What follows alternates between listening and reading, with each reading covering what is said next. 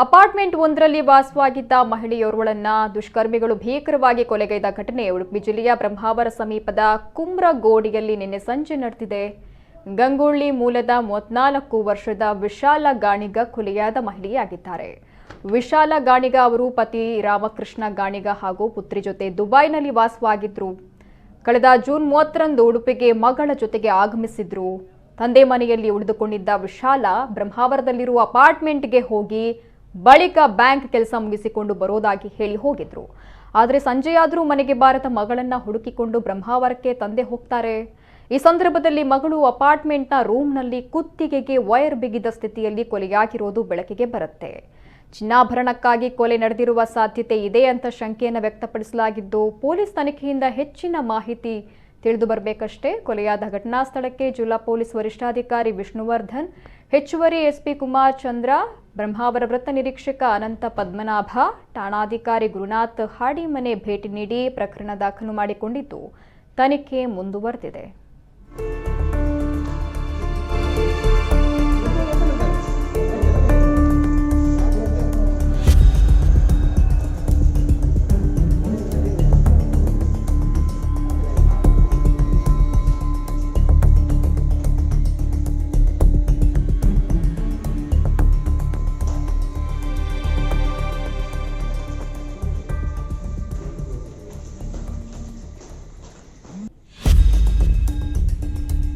ಈ ಬಗ್ಗೆ ಹೆಚ್ಚಿನ ಮಾಹಿತಿಯನ್ನ ಕೊಡ್ತಾರೆ ಉಡುಪಿಯಿಂದ ನಮ್ಮ ಪ್ರತಿನಿಧಿ ಪ್ರಮೋದ್ ಅವರು. ಪ್ರಮೋದ್ ಅವರೇ, ಅಪಾರ್ಟ್ಮೆಂಟ್ ಒಂದರಲ್ಲಿ ವಾಸವಾಗಿದ್ದ ಮಹಿಳೆಯೋರ್ವಳನ್ನ ದುಷ್ಕರ್ಮಿಗಳು ಭೀಕರವಾಗಿ ಕೊಲೆಗೈದಿದ್ದಾರೆ.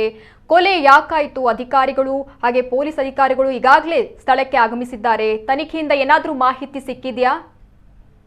ಖಂಡಿತವಾಗಿಯೂ ಉಡುಪಿ ಜಿಲ್ಲೆಯ ಬ್ರಹ್ಮಾವರದಲ್ಲಿ ನಡೆದಂತ ಈ ಒಂದು ಮಹಿಳೆಯ ಕೊಲೆಯಾಗಿದೆ ಅಂತ ಹೇಳ್ಬೋದು. ಅಂದ್ರೆ ಸುಮಾರು 35 ವರ್ಷ ಪ್ರಾಯದ ವಿಶಾಲ ಗಾಣಿಗೆ ಎಂಬ ಮಹಿಳೆಯ ಅಪಾರ್ಟ್ಮೆಂಟ್ ಅಲ್ಲಿ ವಾಸವಾಗಿರುವ ಮಹಿಳೆಯ ಕೊಲೆ ನಡೆದಿದೆ. ಅಂದ್ರೆ ಮೇಲ್ನೋಟಕ್ಕೆ ಇದು ಕೊಲೆ ಮಾಡಿ ಅವರ ಚಿನ್ನ ಹಣ ತೆಗೆದುಕೊಂಡು ಹೋಗಿರುವಂತ ಶಂಕೆ ಪೊಲೀಸರ ಮಾಹಿತಿಯಿಂದ ಆಗಿದೆ. ಅಂದ್ರೆ ಸ್ಥಳಕ್ಕೆ ಪೊಲೀಸರು ಹೋಗಿ ಈಗಾಗಲೇ ಪರಿಶೀಲನೆ ಮಾಡಿ ಅಂದ್ರೆ ಈ ಒಂದು ಕೊಲೆ ನಡೆದಕ್ಕೆ ನಿಖರ ಕಾರಣ ಇನ್ನೂ ತಿಳಿದು ಬರಲಿಲ್ಲ. ಆದ್ರೆ ಪೊಲೀಸ್ ಈಗಾಗಲೇ ತನಿಖೆ ಆಗ್ತಾ ಇದೆ.